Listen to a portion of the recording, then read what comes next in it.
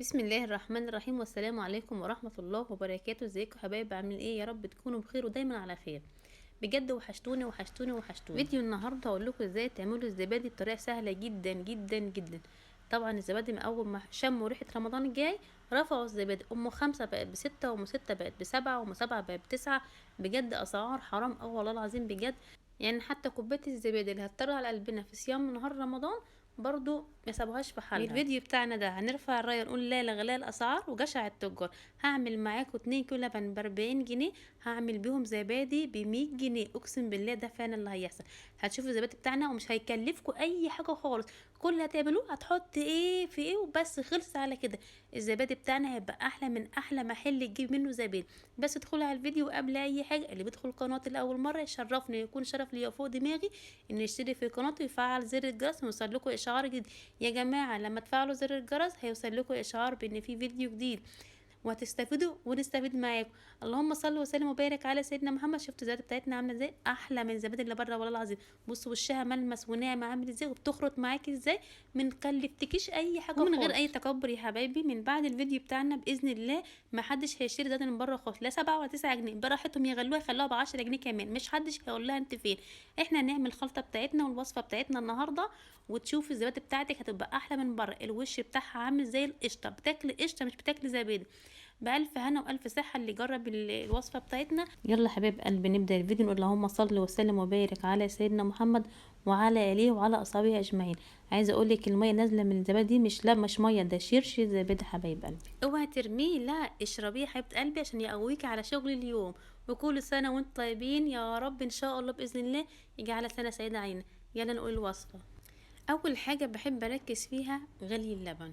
بجد انت كل ما تغلي اللبن صح هتطلعي زبادي 100 100. بصي انت حتى وانت بتنزلي بتفرغي ازازه اللبن في الحله بتبعدي ايديك شويه عن الحله عشان تنزلك فوم كده. زي الفوم ده اللي هو الرغوه دي اللي هتعمل لك القشطه بتاعه الزبدايه ويخلي الزبدايه بتاعتك زبدايه دسمه. لو انت عايزاه تبقى خاليه من الدسم مفيش مشكله. بعد ما يغلي اللبن خالص كده هتسيبيه يبرد شويه على البوتاجاز وتحطيه في التلاجة ليله كامله. وتيجي تاني يوم تقومي شايله بقى الوش هتعمل لك طبقه القشطه، هتقومي شايلاها بقى عينها في علبه بقى تفطروا بيها تعشوا بيها. لو انت مش حابه تاكليها انت ما فيش مشكله، في غيرك في البيت هيحتاجها وياكلها على الفطار، جوزك ولادك اي حد. بس اهم حاجه ان احنا استفدنا بالقشطه بتاعه اللبن، واستفدنا ان احنا طلعنا العناصر الغذائيه كلها من اللبن بتاعنا. وعايزه اقول لك اللبن اللي بيطلع قشطه وبيطلع الفوم ده اعرف اللبن يعني ممتاز ودرجه حلوه جدا. والناس اللي بتجيب منهم دول ما شاء الله عليهم ربنا يبارك لهم يا رب. اللبن بتاعهم كده ما تغيروش خالص، لان فعلا اللبن النظيف اللبن درجه اولى اللي يطلع الفوم بالكميه دي والحجم ده ويطلع لك قشطه حجمها حلو كمان. اللهم صل وسلم وبارك على سيدنا محمد. انا كده عرفتك ازاي تغلي اللبن وتطلعي منه كل الفايده بتاعته وتستغلي كمان القشطه اللي هتعملي تطلع منه، وكمان طلعي منه قشطه كميه كبيره كده. اللبن بتاعنا سيبته لحد ما برد خالص. عايزه اقول لكم انا بصوا حطيت صبعي يعني حسيت كده بدفى وحنين يعني دمع العين زي ما بيقولوا. طبعا احنا حفظنا النقطه دي بقى خلاص. هقلب لان انا سبته طبعا انا عايزاه دسم. عندي العيله كلها نحيفه فعايزاهم يربربوا شويه. فهعمل ايه؟ هسيب الوش بتاع اللبن انا عايزاه بقى زي ما قلت لكم. هقلب بقى قلبت زي ما شفتوا من شويه كده بالمغرفه عشان الوش برضو ما يتكتلش مني. وريتكم بقى احنا بنحط صبعي كده تلاقيه خلاص كده دمع العين. هناخد حبه من اللبن ونحطه في الشبشة الصغير ده.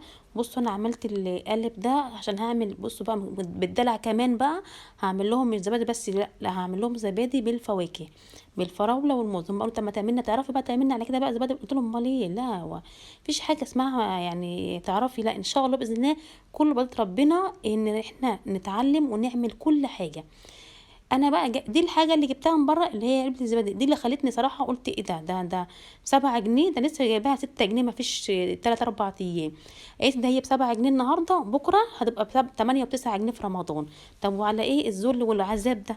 لا جبت علبه الزبادي ديت هي فيها تقريبا 4 معالق زبادي. الكيلو لبن فيها محتاج معلقتين زبادي. هنحط العلبه دي اللي هي بمقدار 4 معالق زبادي. لو انت هتعملي كيلو لبن بتجيبي معلقتين، هي العلبه الصغيره، او ممكن تجيب العلبه دي ابنك ياكل نصها وانت تاكل نصها، او تعينيها في التلاجة تعملي تاني يوم لو حابه تعملي. لكن لا، انا هعمل الاتنين كيلو دول واسيبه في التلاجة. اللبن بيقعد 4-5 ايام، اللي بره بيقعد 3 ايام، لا بتاعنا احنا هيقعد لنا ب4-5 ايام واسبوع كمان، مش هيجرى له اي حاجه، وهتجربه وهتشوفه بنفسك. خدنا كميه من اللبن بتاعنا الدافي وحطينا عليه علبه الزبادي وضربناهم كويس جدا في الخلاط. بصوا بقى عملنا التكه دي ايه، على بعد كده تقريبا 20-30 سنتي، اكنك بتكبي عرق سوس. التكه دي مش قليله يا جماعه ومش سهله، لا التكه دي ما تستهنيش بيها، يعني بتنزل لك اللبن. بص احنا عملنا لما جينا نغلي اللبن طلعنا منه فوم، لما جينا ننزل اللبن وهو بارد برضو طلعنا منه فوم، لما جينا ننزل الزبادي بتاعنا من الخلاط برضو هنطلع منه فوم. كذا مره اهو طلعنا الفوم. عايزه اقول لك الزبديه بتاعتك هتبقى عسل عسل عسل. اللهم صل وسلم وبارك على سيدنا محمد. هنبدا بقى كده خلاص. حطينا الخميره بتاعت الزبادي بتاعتنا جوه اللبن. هناخد بقى في الشبشة الصغير ده عشان نعرف ايه نفضي في الكوبايات في الاطباق. انت عندك اطباق، عندك كوبايات، عندك اي حاجه. ممكن نعمل في حله، مش شرط، اي حاجه موجوده عندك. اللبن الزبادي هيعمل اللبن هيعمل زبادي، الخلطه بتاعتنا تبقى زبادي، ما تقلقيش. هنبدا بقى اول حاجه بالقالب اللي احنا حطينا فيه الفاكهه. هننزل بقى بشويه من اللبن كده عليه. هتعملي بقى نص وحاجه راجع لك انت، بس هنا ما شاء الله عشان عامله 2 كيلو هامله. بصوا بقى حبيبي، في نقطه هنا مهمه، انت حابه الزبادي بتاعتك مسكره، خصوصا ان انت حاطه فيها فواكه، مفيش مشكله. انا ما حطيتش صراحه فيها سكر، بس انت تعملي ايه بعد ما نضرب الزبادي بتاعنا بشويه اللبن في الخلاط، هناخده ننزله على المقدار بتاع اللبن اللي احنا نعمل منه الزبادي. تمام. هناخد النص بقى تحط فيه سكر، نص تاني ما تحطيش فيه سكر. ليه؟ في ناس ممكن تبقى حابه عندك من غير سكر طعمها الطبيعي اللي بره. اللي بره ما بحطش عليه سكر على فكره. هي ممكن تحطي، ممكن في ناس تحط عسل نحل، وممكن تحط انت بقى في النص التاني سكر. لو انتوا كلكم حابين تبقى مسكره وفيها يعني سنه كده ما زياده شويه من السكر، حطوا في المقدار كله سكر. تمام. دي حاجه راجعه لك، بس انا بقول لك يعني من الاول خالص وهي جوه الحله بعد ما تنزلي الزبادي بتاعنا اللي عملناه في الخلاط، هتنزليه في الحله. فهتعملي نصه في الحله كده ونصه كده، او كله زي ما انت ايه راجعي لك. هتقولي طب انا هعمل سكر ازاي؟ طب لا، هتحليها انت بتقسمي الخليط نصين. تمام. وحسب ما انتوا بقى ايه، شوفي الكميه اللي انتوا عايزاها. ممكن تقسمي الخليط نصين، ممكن تقسميه تلت وتلتين، طبعا ما انت شوفوا انتوا بتحبوا ايه. بس هي مش صعبه يا جماعه والله، ولا افتكاسه ولا حاجه، ده سهله جدا جدا. عايزه اقول لكم انا مش طالعه من بطني امي عارفه اعمل زبادي، لا الزبادي اتعلمتها واحده واحده، مره والتانيه والتالته لحد ما بقيت ما شاء الله يعني يعني استاذه فيها والحمد لله. هنا التكه بقى هنعمل ايه، الميه مغليه. انا جايبه ميه مغليه من ممكن هجيب من الكاتل تغلي في كنكه. مفيش تجيبي من السخان، بس طبعا السخان هتبقى درجه حراره 70 او 80 حاجه زي كده. تمام. هنحط بقى ايه، انا نسيت صراحه احط في الصينيه الالومنيا خل، فما تعملوش زيي بقى عشان ما تبقعش. فحطوا معلقه خل عشان ايه ما تبقعش من الميه السخنه. حطينا القالب ده في صينيه، بس صينيه اكبر منه. هنعمل ايه بقى دلوقتي، هغطيه كده واركنه على جنب لحد ما نحط بقى في الكوبايات بتاعتنا. انا بقى عندي كنت كل ما اجيب زبادي من بره اشطف الكوبايه كويس جدا وهي وغطاها واركنها على جنب، عشان انا عندي ناس عندهم فوبيا بيحبوا الزبادي اكنك جايباه من بره بالظبط بكل اشكاله، يعني الطعم والقالب اللي جواه كمان، يعني فاهمين قصدي ايه؟ يعني لا انت جايبه لنا طبق ده مش زبادي، احنا عايزين زبادي من بره، عايزينها ام علبه. فانا على ايه، طب ما انا برضو حليتها لكم بقى. انا بقيت اكل نجيب الزبادي اغسل الطبق العلبه بتاعته واقوم عيناه، عشان على اساس ان هعمل زبادي بعد كده، وايه اعيشهم الجو بقى اللي هم عايزين يعيشوه. ما هو مش عشان هيقول لي كده بقى فنضعف بقى ويأس بقى واقول لا ده مش هينفع. لا برضو انا في التحدي مفيش زيي. اللي وصل معانا لحد هنا اتمنى حبايب قلبي يدوس لايك، ويعني ما ينساش لو ما اشتركش في القناة والفيديو عجبه يشترك ويفرحني كده باشتراك، ويفرحنا اكتر واكتر بتعليق يشجعني ويحفزني ان انا اعمل لكم فيديوهات تانية كتير. واي حد عايز اي حاجة فوق دماغ حبايب قلبي. طبعا انا حطيت القالب في صينية وغطيته، وحطيت فوق الصينية دي صينية برضو صغيرة تانية زي ما انتم شايفين كده، وحطيت عليها الكوبايات بتاعه الزبادي وبرضو غطيتها. على فكره ممكن ما تغطيهاش، انا في واحده ما كانش ليها غطا سبتها من غير غطا عادي، مفيش مشكله. اللهم صل وسلم وبارك على سيدنا محمد. اهم حاجه انت تدفيها. اهم حاجه بقى دلوقتي في الفيديو ان الخطوه دي يا جماعه تركزوا فيها جدا. انا القالب حطيته في ميه سخنه، وحطيت صينيه عشان برضو السخونيه تطلع لها برضو. وهغطي العلب. لما تكون العلبه متغطيه بتحتفظ بدرجه الحراره عن الحاجه اللي انت بتعملها ميه سخنه. يعني احنا بنعمل قالب، حطيت القالب ميه سخنه ليه؟ لان ملوش غطا. انا كان ممكن تعملي استرتش، اللي هو كيس الاسترتش ده، بس كان برضو يعني اللبن عشان لسه يعني سايح وكده، فهيقع منك. فالاسهل انك تغطيه باي صينيه عندك، بس تكون اكبر من حجم القالب. تمام. اللهم صل وسلم وبارك على سيدنا محمد. وانا استغريت بقى برضو ما عملتش ميه سخنه للعلب الزبادي، عشان دي علب بلاستيك، انا مش حابه ان انا احطها في ميه سخنه تفعلش معاها. انا عايزه اعمل حاجه صحيه، فاعملها من الاول لاخر صحيه. زي ما انتم شايفين حبايب قلبي، انا طبعا حطيتهم في الفرن بقى. غطيت القالب بالصينيه وحطيت عليه صينيه اللي هي الصغيره بتاعه الشاي، وفوق الكوبايات الزبادي، وغطيته بصينيه تانية. وحطيت تحته منه دفايه وفوقيه دفايه زي ما انتم شفتوا حبايب قلبي في الفرن. عملت رفين، حطيت في الرفين. ما سخنتش الفرن على فكره، لا خلاص، هي درجه الحراره بتاعه الميه اللي في الصينيه هتطلع للكوبايات بتاعه الزبادي. وانا كمان مغطياها ومدفياها في المكان دي، تعتبر الحضانه بتاعتها، فكده تمام قوي. اللهم صل وسلم وبارك على محمد. انا كنت عامله زي تقريبا الساعه 12 بالليل، وصحيت ابني على الساعه 6:30 للمدرسه. يعني على 7 كده بالظبط ونص، على ما روضته وجيت كده 7:30. عايزه اقول لكم يعني قعدت لها تقريبا اللهم صل على النبي 7 ساعات ونص او 8 ساعات بالظبط. وكان ممكن على فكره تقعد اقل من كده، يعني في الصيف هتقعد اقل معاكي اقل من كده، بس خاطر الجو اليومين دول يعني سقع تاني، فبتقعد معاكي يعني من 6 ل8 ساعات، مش اقل من 6 ساعات ومش اكتر من 8 ساعات. اللهم صل وسلم وبارك على محمد. زي بتاعتنا هتشوفوها دلوقتي. زي ما انتم شايفين الميه النازله دي مش ميه يا جماعه، ده الشرش بتاع الزبادي. زي ما اللبن ليه شرش، الزبادي ليه شرش برضو، بس ده مفيد جدا جدا جدا، كله كالسيوم. ده هتديكي ان انت الزبادي بتاعتك طلعت ممتازه وطلعت صح، وانت خطواتك كلها ماشيه صح. مع ذلك النقطتين الميه دول، شويه الميه الصغيرين دول، دي بتديكي ان انت الزبادي بتاعتك طلعت صح جدا. اللهم صل وسلم وبارك على سيدنا محمد. بصوا طبعا القالب بتاع الفواكه ده تحفه جميل جدا. يعني انا عايزاكم بجد تجربوا الفيديو ده، سهل جدا، ما عملناش حاجه، احنا كل اللي عملناه كوبايه زيت شارينها من بره، ولا حاطين لبن بودر ولا حاطين عسل. انا كنت عامله فيديو قبل كده كنت حاطه لبن بودر وحاطه عسل ومكلفه الزبادي، بس انا حبيت اعمله المره دي يعني يبقى في متناول الجميع، يبقى انت ما عملتيش حاجه خالص غير انت جبت علبه زبادي عشان نعمل بيها خميره وبس. دي العلبه اللي ما كانش ليها غطا، بص عامله زي ما المسها ناعم جدا جدا. عايزه اقول لكم علب تانية عشان الغطا بتاعها ليه رسمه، يعني نازله كده بزاويه تحت، فمدي للزبديه رسمه هي كمان، اوريها لكم برضو اهي.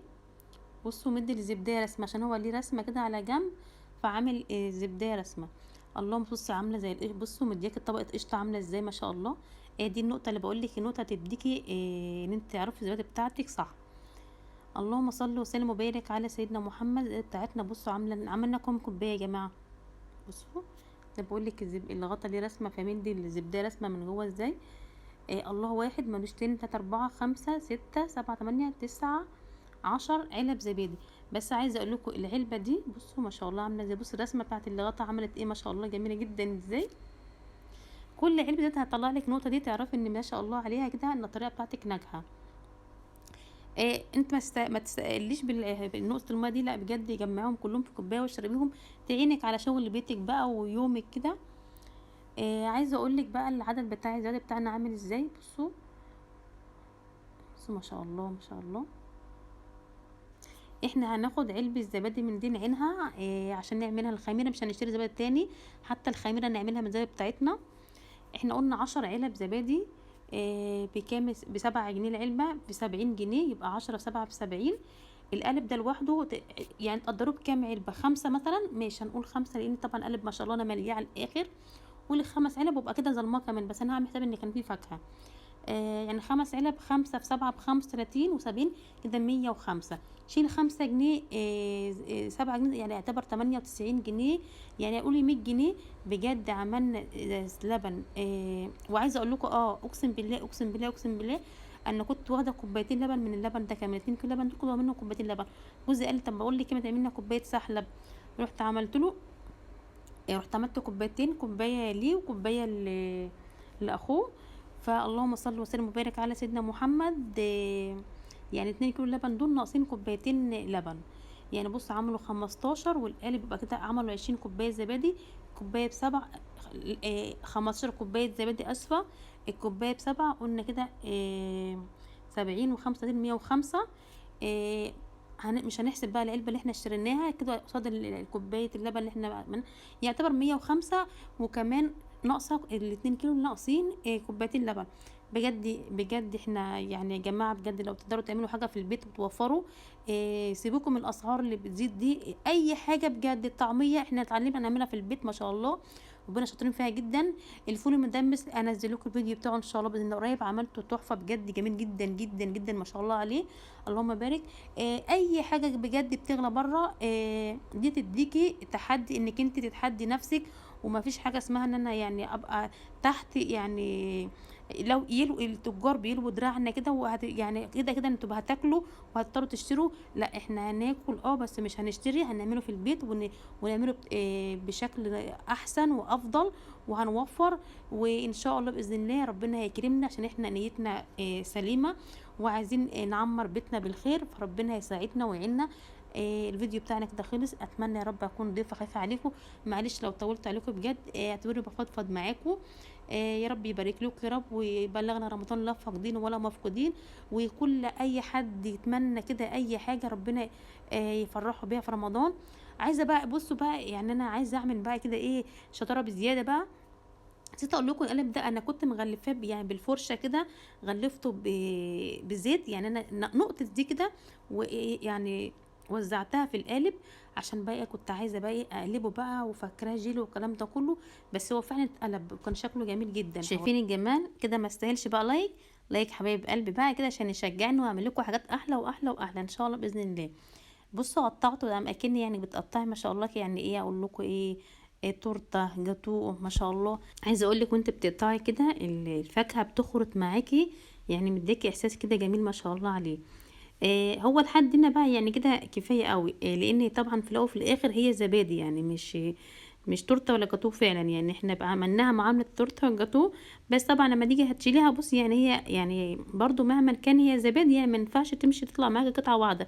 اولا هي مش جيلي. فخلاص كده الفيديو كده خلص، وكده عملنا زبادي شكل ولون وطعم وكل حاجه. اشوفكم على خير فيديو جديد، والسلام عليكم ورحمه الله وبركاته. احلى ناس في الدنيا، واستودعتكم الله.